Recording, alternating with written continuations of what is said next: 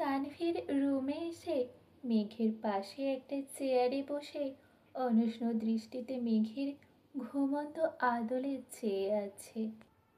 হালিমা খান মেঘের মাথায় অনবরত জলপট্টি দিচ্ছেন, মুখে অক্সিজেন মাস্ক লাগানো।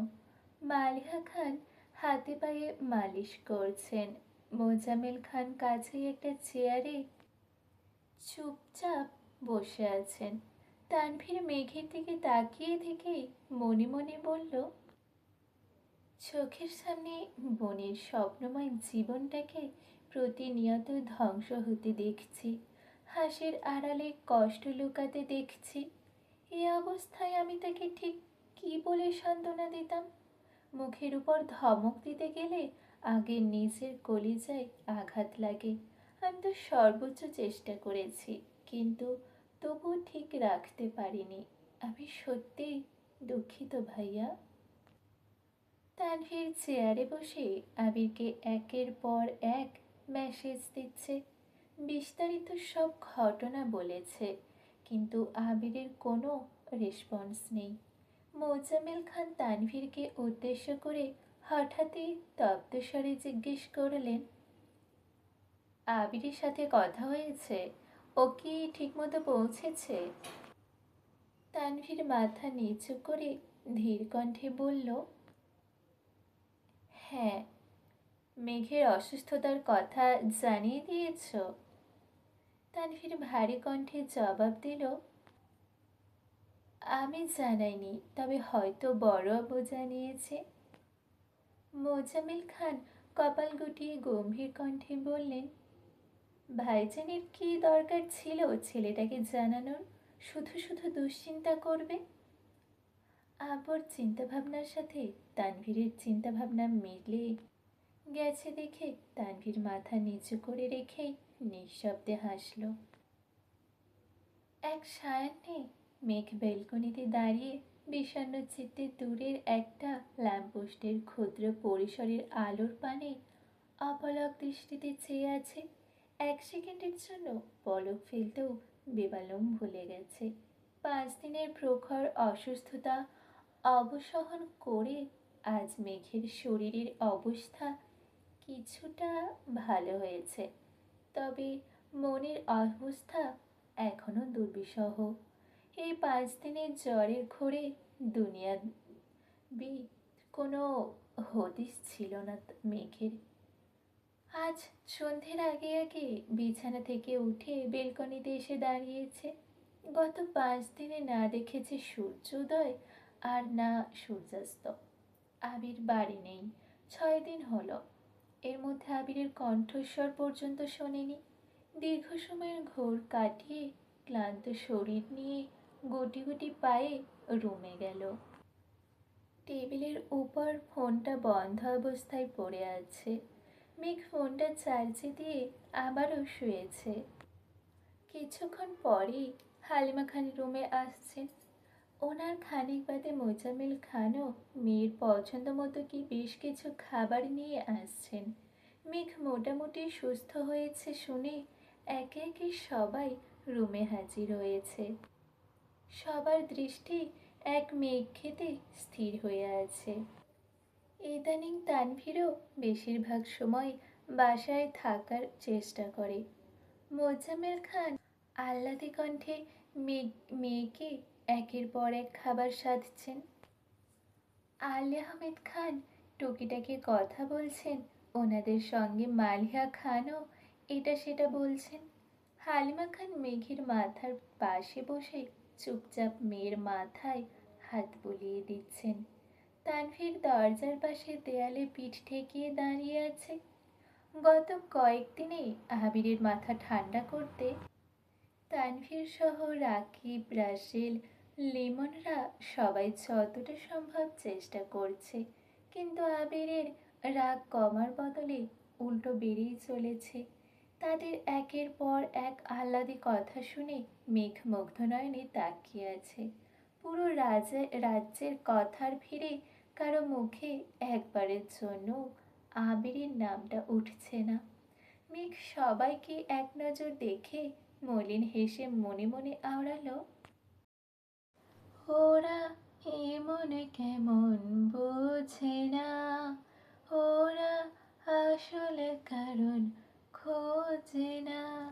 মেঘের দু চোখ ছলছল করছে, চোখের কার্নিশ ঘেঁষে এক ফোঁটা অশ্রু কানের লতি পেরিয়ে গেছে। হালিমা খান উদ্বিগ্ন কণ্ঠে শোধালো, কাঁদছিস কেন? মেঘ দুই আঙুলে চোখের পাশের পানির দাগ মুছে একগাল হেসে বলল, কই, কাঁদছি না তো। সবাই সবার মতো চলে গেছে। হালিমা খান মেঘের পাশে বসে আছেন। তানভীর একটু পর পর এসে দেখে যাচ্ছে। চার্জ থেকে ফোন খুলে মেঘ ফোন ওপেন করলো। হালিমা খান তখনও মেয়ের পাশেই বসা।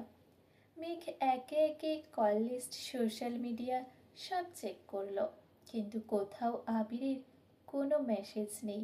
এমনকি আবির কোথাও সক্রিয়ও নেই। এক রাশ আশা নিয়ে মেঘ ফোনটা হাতে নিয়েছিল, অথচ রেখেছে এক রাশ হতাশা নিয়ে। বুকের ভেতর ছোটাছুটি করা অদৃশ্য অনুভূতিরা প্রতিনিয়ত কোমল হৃদয়ে তীরের ন্যায় আঘাত করছে। তীব্র অভিঘাত সহ্য করতে না পেরে মেঘ মায়ের কোলে মাথা রেখে নিঃশব্দে কাঁদতে শুরু করেছে। 5 মিনিট পরেই মোজাম্মেল খান হাতে ফোন নিয়ে রুমে আসছেন। ফোনটা হালিমা খানের হাতে দিয়ে স্বাভাবিক কণ্ঠে বললেন, আবিরের সাথে কথা বলো। হালিমা খান ফোন কানে নিতেই ওপাশ থেকে আবিরের কণ্ঠস্বর কানে বাজল, আসসালামু আলাইকুম। আবিরের কণ্ঠ শোনা মাত্র মেঘ চোখ মেলে আম্মুর মুখের দিকে তাকালো। হালিমা খান শীতল কণ্ঠে বললেন, ওয়ালাইকুম আসসালাম, কেমন আছিস? আলহামদুলিল্লাহ ভালো, তোমরা কেমন আছো? আমরা আর কেমন থাকবো, 5 দিন পর আজকে মেঘের একটু হুঁশ আসছে। এই মেয়েকে নিয়ে কি করব না করব কিছুই বুঝতে পারছি না। তোর কি অবস্থা? তোকে কল দিলেই পাওয়া যায় না? ওখানে গিয়ে আমাদের কথা মনেই পড়ে না নাকি? আবির মৃদুস্বরে বলল, সব কিছু গোছাতে একটু সময় লাগছে। মেঘের ভেজা চোখের নীরের দৃষ্টি দেখে হালিমা খান মোলায়েম কণ্ঠে বললেন, মেঘের সাথে কথা বলবি? ফোন দিব ওকে? আবির ভারী কণ্ঠে বলল, এখন একটু ব্যস্ত আছি, পরে কথা বলবো, রাখছি, আল্লাহ হাফেজ। আবির সঙ্গে সঙ্গে কল কেটে দিয়েছে। মেঘ অবাক লোচনে আম্মুর মুখের পানে চেয়ে আছে। মোজাম্মেল খান স্বাভাবিক কণ্ঠে বললেন, মেয়েকে খাইয়ে দাও, ঔষধ খাওয়াতে হবে তো। হালিমা খান খাবার আনতে নিচে গেছেন। এই সুযোগে মেঘ ফোন হাতে নিয়ে আবিরের নাম্বারে কল দিল। একবার নয়, টানা 6 বার কল দিয়েছে, অথচ কল রিসিভ হচ্ছে না। আজ পর্যন্ত এমন ঘটনা কখনো হয়নি।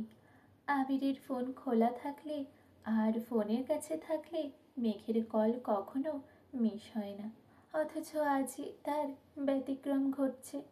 মেঘের বুকের ভেতর অজানা ভয় হানা দিচ্ছে। একটু পরেই বন্যা কল দিল। বন্যার সাথে 2 থেকে 3 মিনিট কথা বলেছে। এর মধ্যে হালিমা খান খাবার নিয়ে চলে আসছেন। হালিমা খান স্বাভাবিক কণ্ঠে জিজ্ঞেস করলেন, কে কল দিয়েছে? বন্যা। ওহ, মেয়েটা ওই দিন তোকে দেখতে হাসপাতালে গিয়েছিল, কিন্তু তোর অবস্থা খারাপ ছিল, তাই হয়তো বুঝতেই পারিসনি। মেঘ উদাস ভঙ্গিতে জিজ্ঞেস করল, বন্যা হাসপাতালে গেছিল? হ্যাঁ। মেঘ আস্তে করে বলল, ওহ। মেঘ রাতে ঘুমানোর আগ পর্যন্ত বেশ কয়েকবার আবিরকে কল দিয়েছে, অনেকগুলো মেসেজও দিয়েছে, কিন্তু আবির মেসেজ কল কোনো কিছুতেই রেসপন্স করছে না। বন্যা ভার্সিটি থেকে বাসায় গিয়ে ফ্রেশ হয়ে অল্প খেয়ে মেঘকে দেখার জন্য বাসায় আসছে। মূলত তামিম মিষ্টিরা সবাই আসার কথা ছিল, কিন্তু তানভীরের ভয়ে ওরা আর সাহস করতে পারেনি। বন্যা কিছু ফল আর মেঘের পছন্দের টুকিটাকি জিনিসপত্র নিয়ে আসছে। আজ তানভীর আগে থেকেই বাসায় ছিল। বন্যাকে ঢুকতে দেখেই সোফা থেকে উঠে এগিয়ে গেল। বন্যা শান্ত স্বরে সালাম দিয়ে জিজ্ঞেস করলো, মেঘ কোথায়?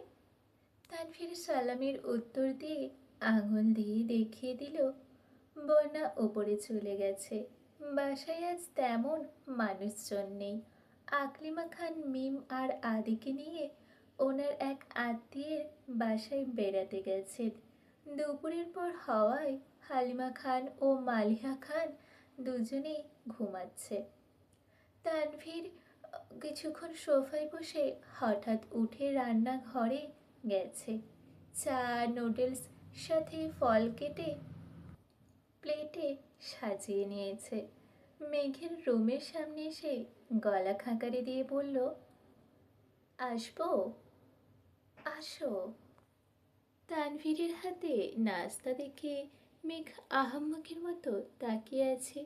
বন্যা চেয়ার থেকে উঠে হাত বাড়িয়ে একটা ট্রে নিয়ে টেবিলের ওপর রাখল। আর একটা তানভীর নিজেই রেখেছে। মেঘ আশ্চর্যান্বিত নয়নে তাকিয়ে শুধালো, নাস্তা তুমি নিয়ে আসছো? তানভীর আস্তে করে বলল, হ্যাঁ। মেঘ দু চোখ প্রশস্ত করে জানতে চাইল, সত্যি? তানভীর ভ্রুকুচকে কিছুটা ভারী কণ্ঠে বলল, জি। বন্যাও কপাল গুটিয়ে তাকিয়ে আছে। মেঘ আস্তে করে জিজ্ঞেস করলো, আম্মু কোথায়? আম্মু বড় আম্মু ঘুমাচ্ছেন, তাই ডাকিনি।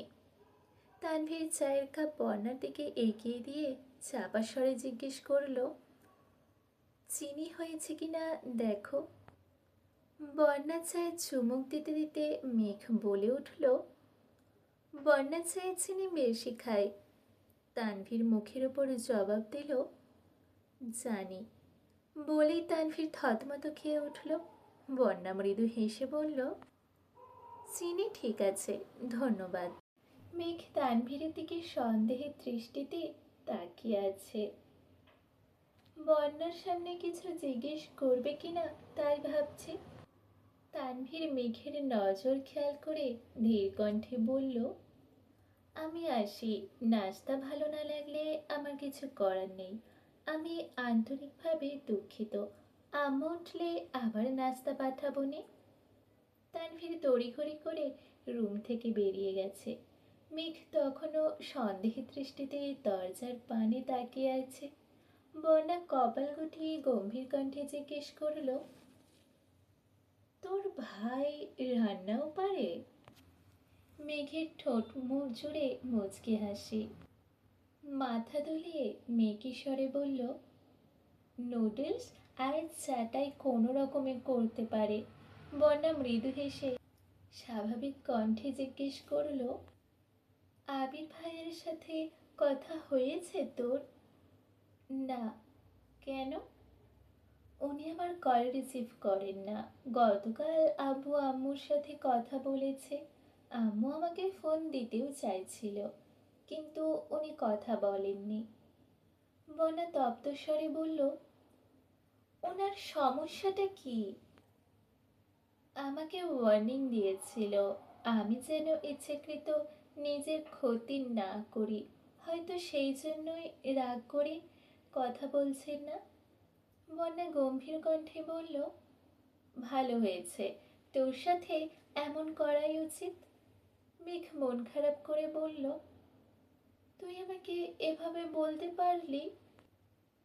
তো কিভাবে বলবো? আগে উনি পাত্তাই দিত না, তবুও ওনার পেছন পেছন ঘুরতি। অথচ এখন উনি তোকে প্রাধান্য দিচ্ছে, তবুও তুই অনিয়ম করছিস। মেঘ জিভ দিয়ে ঠোঁট ভিজিয়ে শীতল কণ্ঠে বলল, আবির ভাইয়ের অনুপস্থিতিতে আমার মনের ভেতর যে ঝড় চলছে তা আমি তোকে কিভাবে বোঝাবো? মাথায় 24 ঘন্টা একটা অজ্ঞাত শঙ্কা ঘুরঘুর করছে। আমি কেন কোনোভাবেই শান্ত থাকতে পারছি না। বন্যা ঘন্টা দুয়েক মেঘের সাথে গল্প করেছে। এর মধ্যে মিষ্টিরা বন্যার ফোনে ভিডিও কল দিয়ে মেঘের সাথে কথা বলেছে। কিছুক্ষণ পর হালিমা খান আবারও নাশতা নিয়ে আসছেন। বন্যা বিপুল চোখে তাকিয়ে ধীর কণ্ঠে বলল, আন্টি, আমি নাস্তা খেয়েছি, আপনি প্লিজ এগুলো নিয়ে যান। হালিমা খান শক্ত কণ্ঠে বললেন, তানভীর হাবিজাবি কি দিয়েছে ওইগুলো খাইছো? নাও, এগুলো খাও। বনা অনুষ্ণ কণ্ঠে বলল, ওনার রান্না খারাপ হয়নি। মেঘ আহ্লাদী কণ্ঠে বলল, আম্মু, ভাইয়া যেহেতু রান্না পারে, চলো ভাইয়াকে বিয়ে দিয়ে দিই। হালমা খান প্রখর তপ্ত স্বরে বললেন, এই বাড়িতে বিয়ের নাম ভুলেও মুখে নিবি না। মেঘ ভ্রু কুচকে জিজ্ঞেস করল, কেন? এমনি। হালিমা খান চলে গেছেন। বন্যা আরও কিছুক্ষণ বসে চলে যাওয়ার জন্য নিচে নামতেই মোজাম্মেল খানের সাথে দেখা। বন্যা ওনাকে দেখেই সালাম দিল। মোজাম্মেল খান মিষ্টি করে হেসে সালামের উত্তর দিয়ে বললেন, বাসায় চলে যাচ্ছ? জি আঙ্কেল। সন্ধ্যা হয়ে যাচ্ছে, একা কিভাবে যাবে? যেতে পারবো, সন্ধ্যার আগেই পৌঁছে যাব, সমস্যা নেই। মোজাম্মেল খান গুরুভার কণ্ঠে বললেন, সমস্যা আছে। মেঘ যেমন আমার মেয়ে, তুমি আমার মেয়ের মতো। এই সন্ধেবেলা আমি আমার মেয়েকে যেমন একা ছাড়তে পারবো না, তেমনই তোমাকেও একা ছাড়তে পারবো না। মোজাম্মেল খান উচ্চস্বরে ডাকলেন, তানভীর। বন্যা খানিকটা ইতস্তত বোধ করছে। তানভীর রুম থেকে বেরিয়ে স্বাভাবিক কণ্ঠে বলল, জি আপু। বন্যাকে ওদের বাসা পর্যন্ত দিয়ে আসো। তানভীর আশ্চর্য নয়নে তাকিয়ে শুকনো গলায় ঢোক গিলল। মোজাম্মেল খান আবারও বললেন, নিয়ে যাবে কিনা? তানভীর স্বাভাবিক কণ্ঠে বলল, চাবিটা নিয়ে আসি। মোজাম্মেল খান গুরুভার কণ্ঠে বলে উঠলেন, বাইক নিতে হবে না, তোমাকে আমি একটুও বিশ্বাস করি না। অ্যাক্সিডেন্ট করবা, একা করো, আমার কোনো আপত্তি নেই, কিন্তু তোমার অসাবধানতার জন্য অন্য কারো হাত পা ভাঙবে, এসব আমি সহ্য করব না। গাড়ি নিয়ে যাও। মোজাম্মেল খানের কথা শুনে বন্যা না যাইতেও হেসে ফেলল। তানভীর ভ্রু গুটিয়ে চাবি আনতে চলে গেছে। মোজাম্মেল খান বন্যার দিকে তাকিয়ে চাপা স্বরে বললেন, তুমি কিছু মনে করো না, আমাদের বাবা ছেলের সম্পর্কটাই এমন। এখন কিছু না বললে ওর বেপরোয়া স্বভাব কখনো ঠিক হবে না। বন্যা মৃদু হেসে বলল, আমি কিছু মনে করিনি আঙ্কেল। ঠিক আছে, সময় করে মাঝে মাঝে বেড়াতে এসো। জি আচ্ছা আঙ্কেল। বন্যা তানভীরের পিছন পিছন বাসা থেকে বেরিয়ে ধীর কণ্ঠে বলল, আমি গাড়িতে যাব না। তানভীর স্বাভাবিক কণ্ঠে জিজ্ঞেস করল, বাইকে যাবে? না তো, আমি রিকশায় চলে যেতে পারবো, আপনার যেতে হবে না। তানভীর মুখ ফুলিয়ে শ্বাস ছেড়ে গম্ভীর কণ্ঠে বলল, তোমাকে বাসায় পৌঁছে দেয়া আমার দায়িত্ব, আর সেই দায়িত্বটা স্বয়ং মোজাম্মেল খান আমাকে দিয়েছেন। ওনার কথা অমান্য করলে আমাকে বাসায় জায়গা দেবে না। তুমি কি তাই চাও? বন্যা তৎক্ষণাৎ উত্তর দিল, না, আমার জন্য আপনার কোনো সমস্যা হোক তা আমি কখনোই চাইবো না, কিন্তু। কোনো কিন্তু নেই, তুমি রিকশায় যেতে চাইলে তাই যাব, চলো। আঙ্কেল যে গাড়ি নিতে বললেন? তোমার আঙ্কেল নিশ্চয়ই এও বলেছেন আমি দায়িত্বজ্ঞানহীন বেপরোয়া স্বভাবের ছেলে। গাড়ি না নেওয়ার অপরাধী না হয় দুই একটা বকা খেয়ে নিব। বন্যা আর চোখে তানভীরের দিকে তাকিয়ে মলিন হেসে বলল, সব বুঝেন তাহলে বেপরোয়া চলাফেরা করেন কেন? তানভীর উত্তর না দিয়ে উল্টো প্রশ্ন ছুঁড়ে দিল, আব্বুর মতো তোমারও কি তাই মনে হয়? তানভীর সামনে চলে গেছে। বন্যা অবাক লোচনে কিছুক্ষণ তাকিয়ে রইল। কি বলবে তার উত্তর খুঁজে পেল না। খানিক বাদে মেন গেটের দিকে এগিয়ে গেল। প্রথমবারের মতো এক রিকশায় দুজন পাশাপাশি বসেছে। স্বাভাবিক স্বভাবতই বন্যা এক সাইড হয়ে বসেছে। তবুও চলন্ত রিকশায় তানভীরের শক্তপোক্ত বাহু বারবার বন্যার কাঁধের সাথে ধাক্কা খাচ্ছে। আচমকা বন্যার হৃদয়ে তোলপাড় শুরু হয়ে গেছে। শুকনো গলায় বারবার ঢোক গিলছে। নিজেকে যতটা সম্ভব একপাশে সরিয়ে নিচ্ছে, যেন কোনোভাবেই তানভীরের সঙ্গে ধাক্কা না খায়। বন্যা ভেতরে ভেতরে নিজের প্রতি ক্ষুব্ধ হচ্ছে। ভেবেছিল রিকশায় একা চলে যাবে, তাহলে বাইক গাড়ির ঝামেলাও পোহাতে হবে না। গাড়িতে চলাচল করতে বন্যার একদমই ভালো লাগে না। তার উপর মাঝে মধ্যে গলির রাস্তায় গাড়ি থেকে নামলে আশেপাশের মানুষজন কেমন করে চেয়ে থাকে, নিজেদের মধ্যে ফিসফিস করে। এগুলো বন্যার সহ্য হয় না। বন্যার অস্বাভাবিক কর্মকাণ্ড দেখে তানভীর আচমকা নিজের হাত বন্যার পেছন দিকে ঘুরিয়ে বন্যার কাঁধ বরাবর রিকশাতে রেখেছে। একবার তানভীরের হাতের স্পর্শ অনুভব হওয়া মাত্র বন্যা সঙ্গে সঙ্গে তানভীরের হাতের দিকে তাকিয়ে কাঁপা কাঁপা কণ্ঠে বলল, হাতটা সরান প্লিজ। তানভীর স্বাভাবিক ভঙ্গিতে বলল, যেভাবে সাইডে যাচ্ছ কখন জানি রিকশা থেকে পড়ে যাও। আবার আমার আব্বাজান বাইক আনতে নিষেধ করেছেন যাতে তুমি ব্যথা না পাও। সেখানে রিকশা থেকে পড়ে যদি ব্যথা পাও, আব্বুকে আমাকে আস্ত রাখবেন? তুমিই বলো।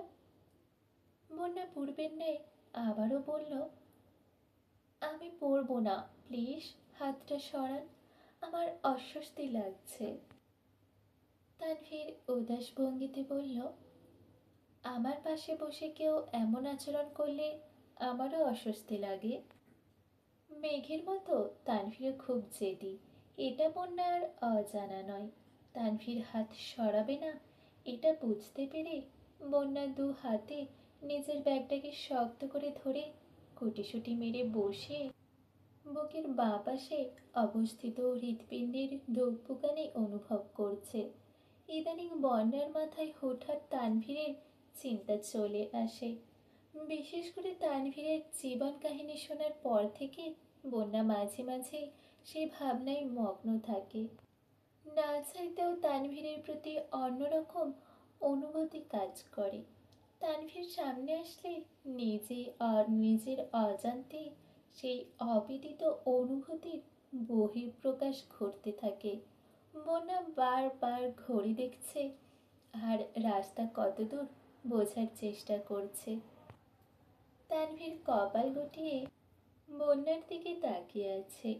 তানভীর আচমকা মৃদুস্বরে ডাকল, বন্যা।